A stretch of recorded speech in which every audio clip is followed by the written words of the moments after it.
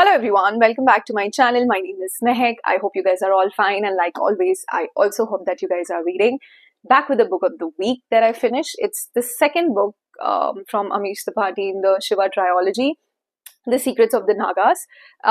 This book starts off right at the same place where the first book, The Immortals of Meluha, ended. And if you have read the first part, you have to pick this one. I mean, most of you have already read this book.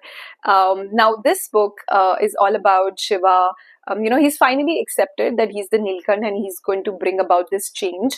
But this book is also about his mission to find out more about the Nagas. So, if you remember in the first part, I had mentioned that the Nagas have this mystic element around them. Who are they? And they are considered to be this evil and really horrible bad people. So in this book, Shiva is on the mission to find out about who the Nagas are and where do they live and what is their secret. So in this book, he basically finds about that. But what also makes this book really interesting is that the author Amish Tripathi has brought in a lot of threads and kind of combined them together.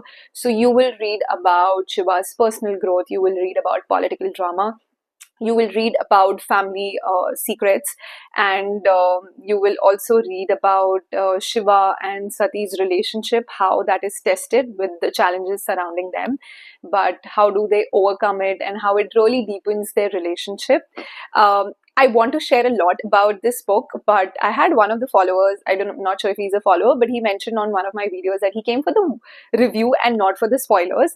So I'm going to really try from now on to not give away spoilers. I know I get really excited and I want to talk about the book, but I'm going to try not doing that.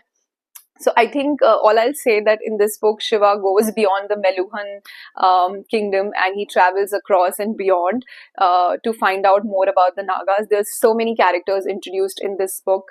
I would say grey characters. So they're not really right or wrong or good or bad people. They're just people who have made certain decisions because of various circumstances. So again, one of the message imparted in this book is that there's not really good or evil. It's about certain decisions that you take. So I think The Secret of the Nagas, I wouldn't say that it's just purely a fantasy book. It's also a book that gives you this big message that sometimes, societies can be built on half-truths and how dangerous that can be. So I think that is one of the message that really stood out. I mean, you have to read this book. I really want to share about the family secrets and the twists and turns that were revealed in this book.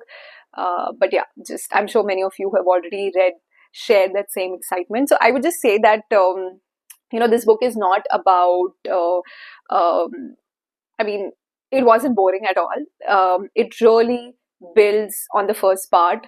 I didn't feel like keeping this book. And what was also really nice to see was that, again, they've shown Lord Shiva as a normal human being. So he's in this book, he moves beyond being just a warrior, he's a leader.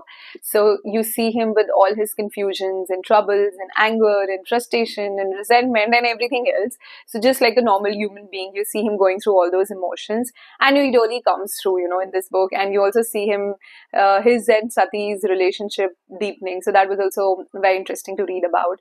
So all in all, I think this was a really power-packed book. Of course, if you have read part 1, you have to pick this. So that's all on this wonderful book. If you have read this book, let me know in the comments how was your experience. If not, I hope my review helped you and you picked this book one, of course, after reading the first part, The Immortals of Meluha. So I'm going to see you guys next week with another title. Till then, you guys take care. Bye-bye and keep reading.